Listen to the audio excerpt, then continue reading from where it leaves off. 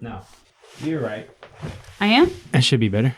Okay. Yeah, way better. Welcome back to Rated Radio with your hosts, Rayburn Alexander and Shane Wyndham. Hello. Shane, what Billboard hit did we cover this week? Big Energy by Lotto. Lotto. That's her name, right? I guess. I mean, I feel like I'm in the same boat you are when it comes to Lotto. being relevant. So Latu. I don't fucking know. whatever. Yeah, what did you think about it? Let's be clear. In no universe of seasoned musical taste is this song as good as the track it samples, which would be Genius of Love by the Tom Tom Club. Yeah. But if you ever thought it'd be pretty cool if someone took WAP style and applied it to Genius of Love, then you'll fully be on board with this song's vibe. It's silly, it's cliche, it's selling sex, all of that is true, but none of that diminishes the song's broad appeal in the vacuum of entertaining listens. Is it mind-expanding art? Not even a little. But is it fantastic in spite of its own idiocy? You bet. 5 stars. Also, if you catch Apache's low-key drum inclusion here, you're welcome in my orbit. Apache, the da-da-da-da. Is it that one? That's Tonto. That Tonto Jump On? That's yes. Apache. Okay. Yes. Sugar Hill Gang. Yeah. I wrote a Tom Tom Club sample. Yes, please. This track screams horny summer vibes, and if that's not your thing, sorry about it. 4 stars. 4 stars. Okay. Also, before we get going, I'd just like to add that I went ahead and remixed Pink Floyd's The Division Bell album as a playlist on Spotify. So those of you who'd like to hear how I think the album should have been arranged are now free to enjoy. Final thing, I went down a rabbit hole. Like you often do. Trying to figure out what made Lords of Acid's Voodoo You album punch me so hard and realized, finally, that it was the vocals of Ruth McArdle, also known as Cherry Blue. Mm-hmm. Jade For You is still doing a lot of vocal lifting on that album too. It just quickly became clear that she was what put it over the edge. So she's got great showmanship too from what I saw of their live show footage. While going down said rabbit hole, I further discovered that Rub has some amazing music videos. It's only one video shy of the full visual album experience, just missing one song. So it is, in fact, an experience. Yes, okay. Though if you want it in its entirety, you may have to visit Vimeo to see the more hardcore ones, like Rub and Free Drink Ticket. Anyway, welcome to the finale. Let's roll this damn intro.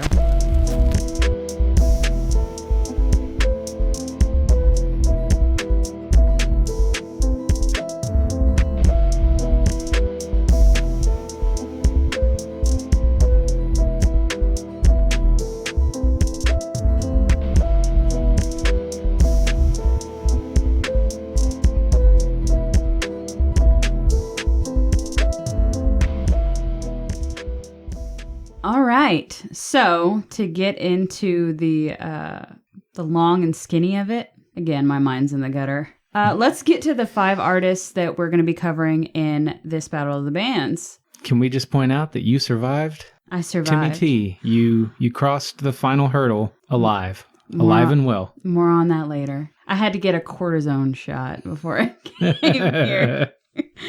Anyway, the first album that we covered was by AFI, and we covered their Blood album from 2017. This was my top album. Agreed. I gave it 5 5s out of 14 tracks. 13. So close. So close, yet no cigar. When that happens to you, the only way that I can describe is because describe the feeling. Do you feel like how I felt when it came to Purple Rain? Like it was close and you wanted to give it a perfect rating, but you just couldn't. Yeah, if you're being honest. And actually, I think hardcore listeners probably take those near misses way more seriously than the perfect ratings. Like they're offended by it? No, I mean like they know, like, oh, it was just that one bitch track, right? Yeah. Like the final cut. It should have been there. Yeah. It should have been there. Also, we didn't talk about, by the way, the final cut on Spotify. It's got the B-side added into it, When the Tigers Broke Free. Yeah. Which is also fantastic. That would have been a 5, but we didn't rate that because obviously. Anyway, go ahead. I love that we're having more excuse to talk more about Pink Floyd. Finale. In the finale, which we're going to talk plenty later, so hold on tight. My top track from this album was Hidden Knives. Above the Bridge. And my bottom track was Snowcats. Get Hurt. All right. I'm telling you, Snowcats, I feel you. Eventually, it will be Get Hurt. Okay. All right. If you listened enough, just trust me. Okay. This is alternative. The bass sticks out in a big way, especially in the places where it counts. It's not a bad thing, though. I don't think in a lot of alternative albums the bass sticks out to me as much as this album. I dig the harmonies, and it has a large sound compared to their humble beginnings, which, if you want to hear what we thought about those other albums that we covered by AFI, go back and listen to that episode. Think the sound of their December Underground album with the lyrical style of their Black Sails in the Sunset album. The epitome of a slow burn. This disc took some time for me to fully appreciate, but I couldn't stop spinning it, and now think it's one of their best efforts. While I listed a top track, I've been obsessed with most every song at some point over the last 5 years. My wife would have been in complete agreement. The first time she heard the album, her response was, yeah, it's kind of weird. Yeah. And it's like, no, it's really not. It's fucking fantastic AFI music. It's so lyrically strange. Yeah. Which again is what I love about what Davey Havok brings to the table. You just never know what you're going to get. It's this truly gothic thing that he brings to the table no matter what. At times it's very like theatrical. Reminds me a lot of, I know we've mentioned it before, like Repo the Genetic Opera. Yep. Like it's got like that vibe throughout. But I think out of all the AFI albums that we have rated, I think this is my top. There's just something about it that is so intriguing to me. Yeah, I went pretty punk when when picking the albums. Yeah. Anyway. The next album that we covered was by DMX. May he rest in peace. This is Flesh of My Flesh and Blood of My Blood from 1998. This was my runner-up. This was my bottom album. Okay, all right. I gave it 3 5s out of 16 tracks. 1. Ooh, okay, all right. My top track was Coming From. Did I finish that? I have no idea. And by the way, I was prepared to get my phone out, and then it looked like you were seizing or something. I could tell what the fuck was happening. You will be happy to know that Blue and I are kind of starting to think that I might actually be dyslexic. Yeah. Because I notice, and he notices, I'm starting to, like when I get into the mode of like typing at work, I will type these same letters in different sequence. And I do that when I read. So I'm not actually seriously like I need to go see a doctor to see if I'm dyslexic, but it is getting very, very noticeable. Yeah. Just watch a few videos on how to work with yourself to overcome a lot of what that does. Very, very difficult in like live reading situations like we are in on this podcast. Yeah. Blue likes to, every time I give him I give him an example. He's like, you want to know what I think about that? It's like, yeah, sure. It's like, we're just fucking getting old, Rayburn. Like, we're falling apart. I got to take Lactaid now. Like, what the fuck? Yeah, I don't have to take Lactaid, but Coming From? It is the Coming name of this? From. Okay. Yeah, so I wasn't crazy. Okay. What was yours? Slippin'. Because of all the blood? No. That was a I don't know. That one spoke to me. Okay. And my bottom track was the skit Pacman. It was The Omen for me. This has infectious beats, gruff vocals as always coming from DMX, and they still land. Sometimes a bit repetitive. Skits can be a bit wasteful of what otherwise is a promising beat. Talk about collabs. You have Mary J. Blige on this album, Jay-Z, Marilyn Manson, and Jadakiss. So, among many others, because I think there were some other lesser known artists in here as well, but that's just to name a few. This album has, for a rap album, a pretty interesting instrumental bass. It's mostly held back by bad choruses and skits you've got to endure before hearing certain songs. You know, they're not separated out. Some of them are actually connected to the intro of a song. Blackout could have been a solid 5 with any sort of serviceable chorus, and my only 5 is edited for language. It should be noted, though, that my brother-in-law Joseph would call me crazy for my takes here. I think my co-host would agree.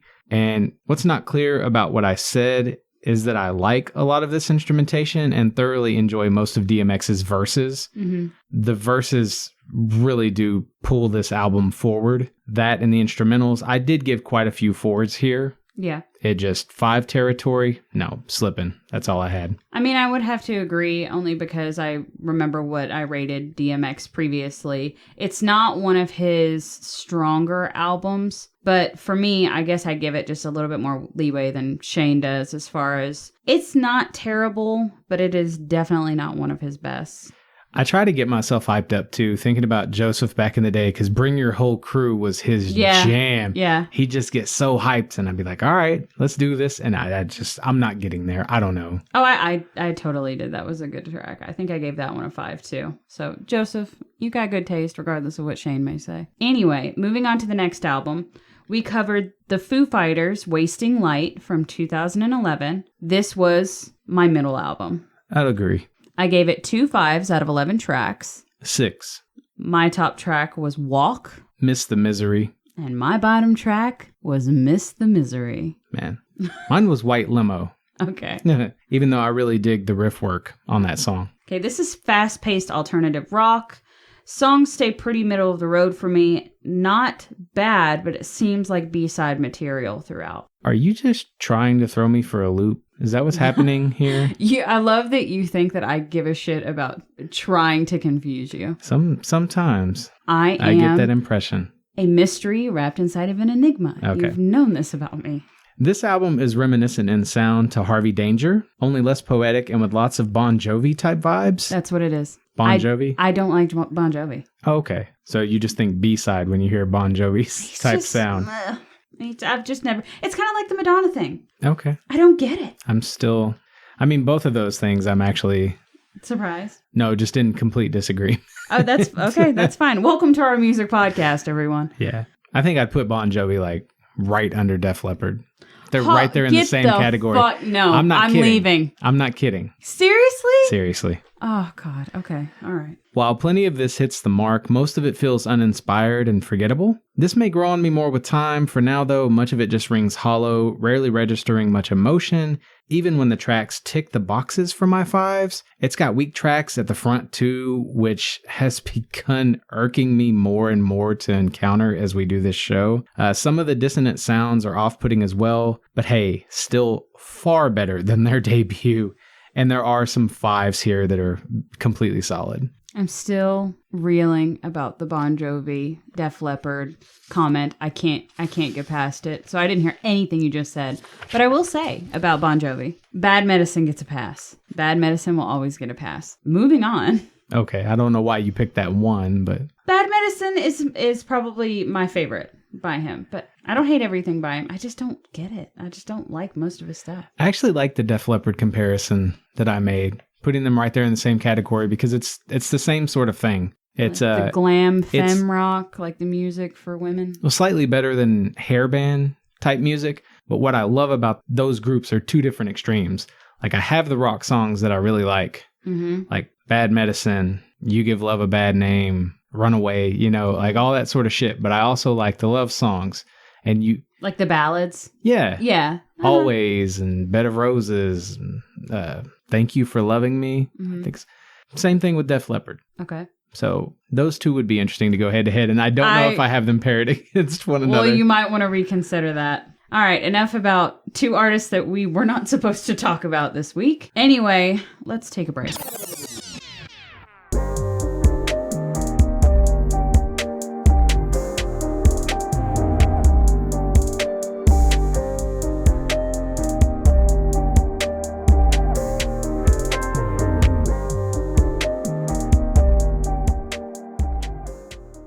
I don't think I'm making any sense today, but that's all right.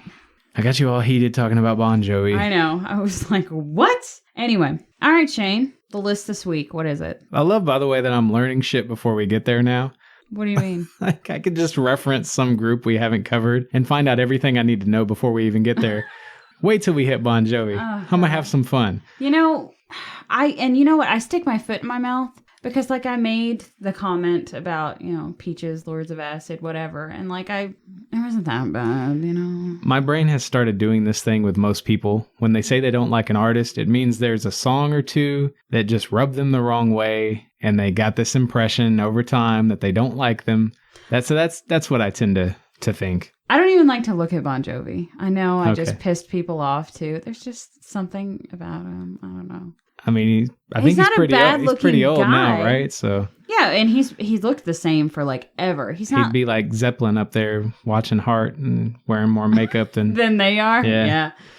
The list for this week was hip-hop classics. And do you want to go first this week? Sure. All right, you go right ahead. I actually stuck to 10, so I only had 10 songs for the week. I may have cheated. I already had this playlist put together, except it was named Dirty South, and I changed it. So I may have cheated a little. Okay.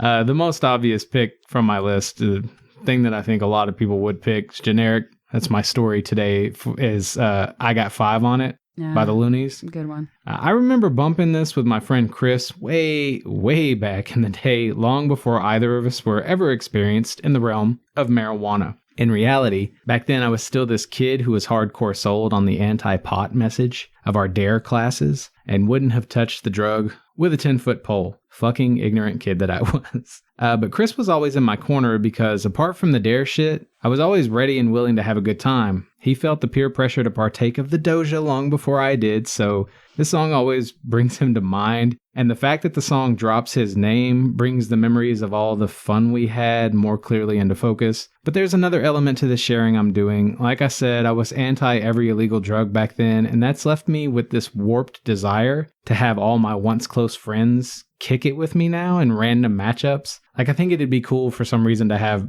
Masa and Codes throw down with me at the same time at some point, you know, like they've never been in a room together. That would be so much fun though. You know what I mean? Like, I've met your friends at random and like there's people that have never been put together, but you know they get along with you, so I don't know. Yeah, you find that they can like meet on some sort of common ground because you're both friends with them. Yeah, I get you. It'd be cool for like Chris and Joel to, I don't know, in a social setting. I can't be the only one who thinks about this goofy shit, right? No, I wish I had enough friends to consider having that. Instead, I'm hanging out with my cousin in his office. I just count my lifetime. I have like 3 friends. So your story for the week, Rayburn? Well, I'm going to be taking you back to 1989 for my pick. While my list, you will see a wide variety of hip-hop classics. I decided to choose Hey Ladies by the Beastie Boys. For those that don't know, my boyfriend has been working on motor swapping his 1985 Firebird for the past 3 years. Very patiently, I might add, and opting for the LS motor. He's real patient about it. He does it nice and slow. Yeah. Takes me back to the 80s, late 80s. Shane has to... ladies! And if you know anything about cars, you know that the LS motor has a lot of horsepower, especially when dropping it into an 85 Firebird. Anyway, I'm a car person now, apparently. During this time, I had begun to grow envious of his new toy. So, refusing to be the passenger bitch anymore and the person that holds the flashlight, I've recently purchased my own 1989 C4 Corvette, and I will be working with my own 2 hands to get it roadworthy very, very soon. So, feel my stroke, switch gears. Shane's making jokes because he is not into this conversation at all. So smoothly.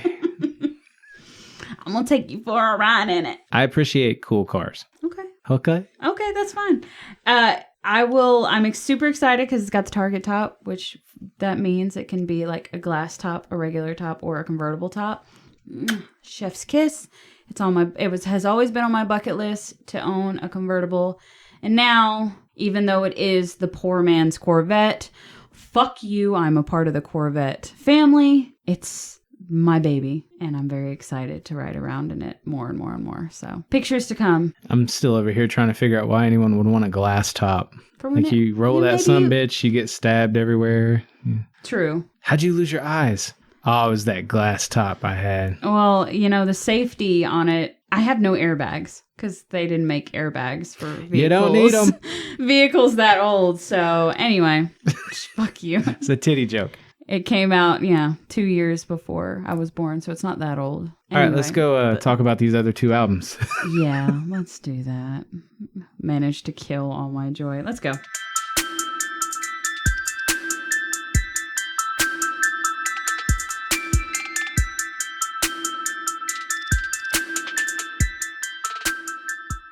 Go get your free drink. Go get your free drink. What the fuck are you talking about? I was seeing notes about peaches. Okay, Jesus. All right. The next album that we covered was by Rush, and it was Clockwork Angels from 2012. This was my bottom album. This was my runner-up. I figured. Yeah, I figured I was going to piss some people off. I haven't told my dad this yet. I gave it 2 5s out of 12 tracks. 9. My top track was Halo Effect. The Wreckers. And my bottom track was BU2B. No, BU2BU. The second one? No. BU2B2? Or just Yeah, that's what I meant. BU2B? No, BU2B2. Okay. You're right. Brought Up to Believe Part 2. We agree. Okay. I just went with how it was listed on I know, the album. I know. I was like, what the fuck? Is this an R2D2 or C3PO, like, love ballad? It was not a Star Wars reference, no. The fuck? You never know with Rush. Come on. For me, this is lackluster. Vocals are not as strong with a newer sound. Meh. Can't decide on what they want to be, and sometimes sound a little bit like a poor man's Queensryche. Just gonna let everybody sit on that one, okay? I'll just say it. This plays so perfectly. I don't think most average listeners, Raven, will appreciate this disc. It's got lots of odd, earthy prog evolutions, very reminiscent of Dream Theater's debut album, When Dreamin' They Unite. It's a whirlwind of subtlety, poeticism, and dissonant moods amidst the wall of sound. Myself, I'd call this a mostly amazing ride and one hell of a musical exit. All right. Well, no one cares what you think. Moving on to the next album. Let's keep talking about what I think. Moving on to an artist that is the thorn in my side. I'm catching this before we even get there. This was what? Oh, okay. Go ahead. This artist has been a thorn in my side ever since we covered his first album, because he only has 2. This is Timmy T's All for Love from 1992. This was my second to last. So, let the record show, Timmy T came before Rush, Shane. Oh, I know. You guys? I'm not proud of myself. Some changes coming, but Not surprisingly nothing to do with this take. But yeah, if you're out there, if this falls apart someday for reasons unknown, I won't say anything. Maybe, hang on. Did you get hate mail from Timmy T listeners or something and just felt pressured to... I may have gotten a visit from his people, and they may have threatened my life, so... She's lying. She genuinely enjoyed this. This was next to last for me, too. I actually did. It was better than the first one. Anyway, I gave it 1 5 out of 11 tracks. 4. Okay, good for you. Good for you. My top track... You're just happy because it makes you feel better. It does. My top track was One More Try. It was done so much better. Nah, fuck that. You like the original? I still gave it a 5, but yes, I much, much prefer the original. Top track was Over You. My bottom track was Cry Million Tears. Don't Be Afraid to Love. This is 90s cheesy popcorn. I probably shouldn't have said it that way. This is 90s cheese. No. On popcorn? This is 90s pop. Cheesy and corny. I don't know. Maybe I'm hungry. We haven't eaten yet. Anyway, this is better vocals. Corny cheese pop. I don't know. It's corny, it's cheesy, and it's 90s pop. Take that how you will. This is better vocals from Timmy T. I don't know if he took a class or what, but fuck that first album. I want it. If One More Try was the only saving grace for me, I'm sorry, but he put it on this album, and I thought he did it better. So, in a way, this was also Tears for Fears-esque, and I love me some Tears for Fears, so I know, I'm going to hell. I wrote kind of a book over here. Okay, you go ahead. Prince meets New Kids on the Block in a karaoke quality fever dream straight out of an early 90s video studio one might have found in the local mall back then. To be clear, we're talking much closer to the New Kids on the Block end of that bargain bin spectrum here. Most of these tracks have a surprising amount of pop potential, but the production is overly plastic and cringe. I appreciate this for being vastly more listenable than his debut, and for its usability factor when it comes to my need for ridiculousness. But Casio keyboard recordings aren't going to win any awards, and I'd never recommend this as a serious listen to anyone. For me, though, this album's kind of fun. When I was 5 or 6, I'd have been all about it. I should mention, though, the song Face to Face sounds like a lifted melody, but I couldn't place it. Closest I got was Time After Time or Lady in Red. Yeah. If you go back, I can't tell what it is. So if you figure that out, let me know. No awards, though. I'm not giving out any more prizes. I'm not going to give anything to him for this effort, but considering what I heard before, yeah.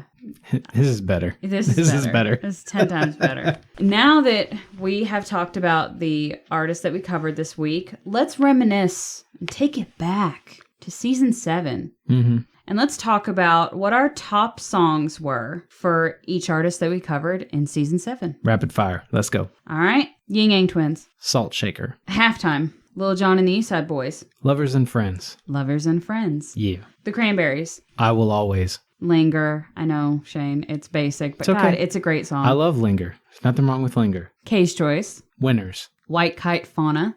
Aerosmith. Hole in My Soul. Angel. Guns N' Roses. That was close, by the way. Guns N' Roses for me was Civil War. Mr. Brownstone. Jelly Roll. Bottle and Mary Jane. Save Me. Boondocks. Path I Walk.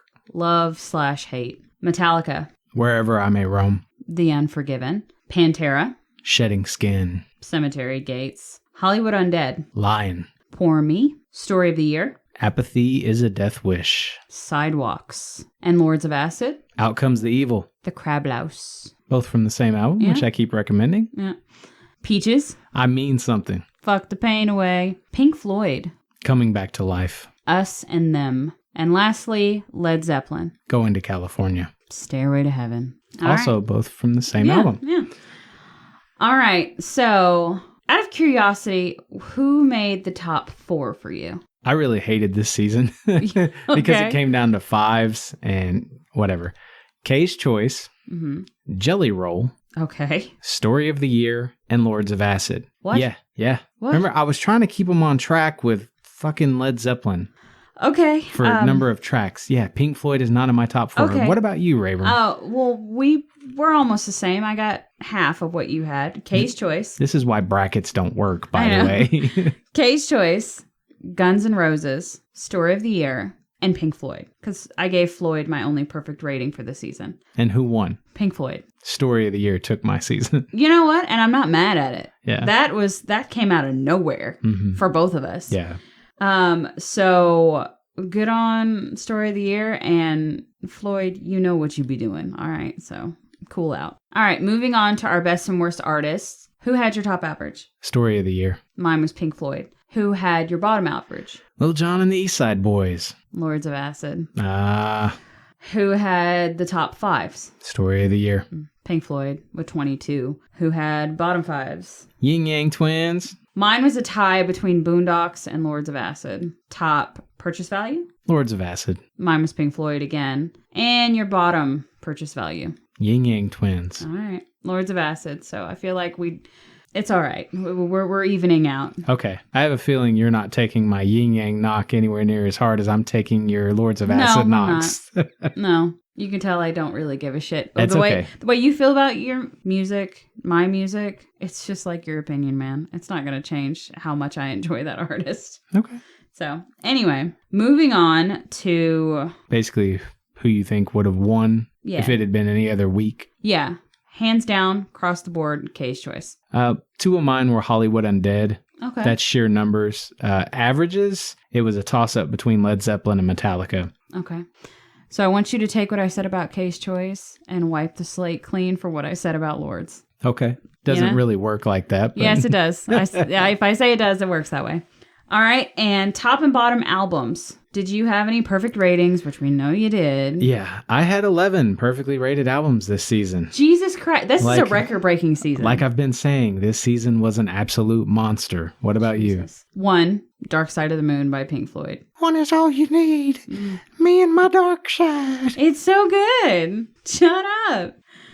Oh, and I don't know. It's been a while since you've been to... I'm gesturing over there. Yeah, why are you pointing at the wall? It's been a while since you've been to my house, but every album that I've perfectly rated or gotten close is now displayed on my wall. So... Cool. Yeah. I can point at that wall and say, it's just like your opinion, man.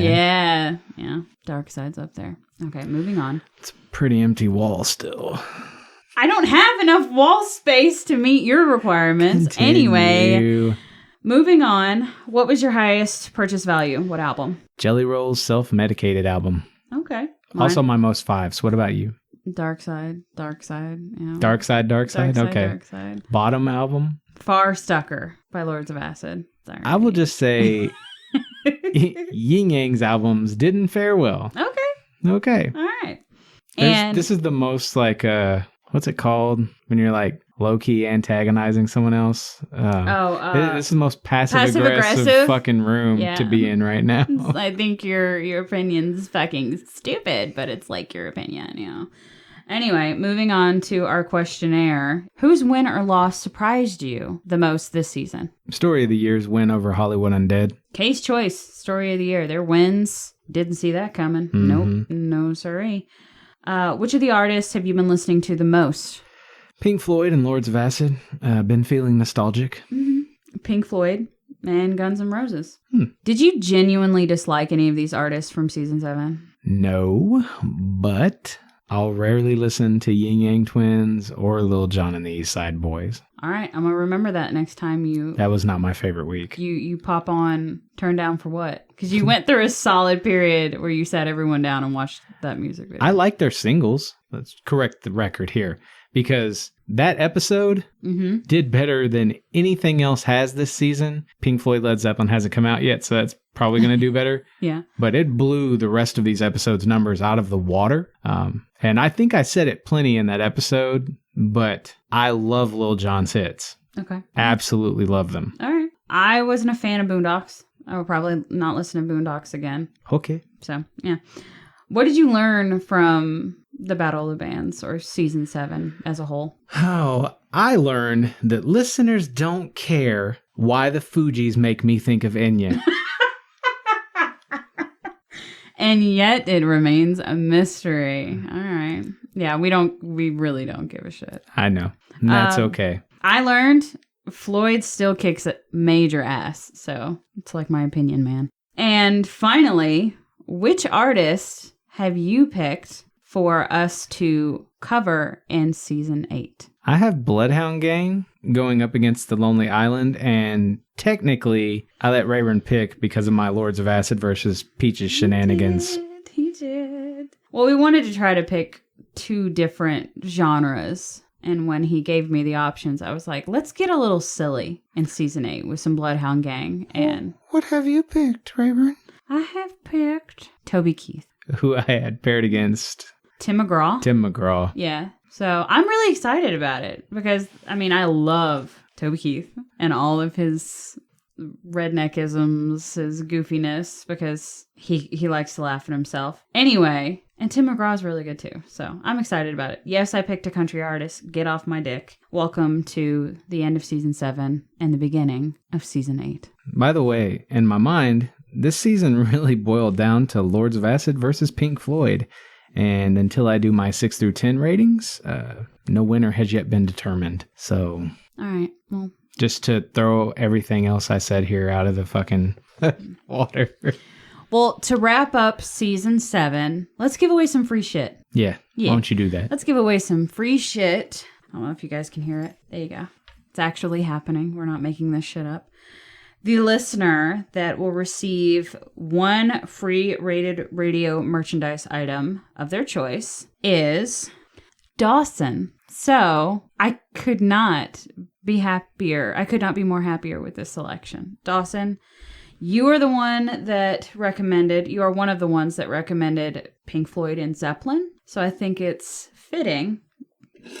Her fucking eyes lit up. Now I'm we not finished the season with you getting something. Not gonna knock anything here because I love Dawson. Great human being. Mm-hmm. Always fun to be around. But you should have seen her eyes light up when your name came out of the jar. I was excited. And instantaneously I'm thinking, oh, good God. Fucking marketing dork over here. He already makes videos online. It's going to show off the merch. Oh, my God. Oh, that is not what I was thinking about. I don't care about that. I'm just happy that we can give him a piece of merchandise because he supports our podcast.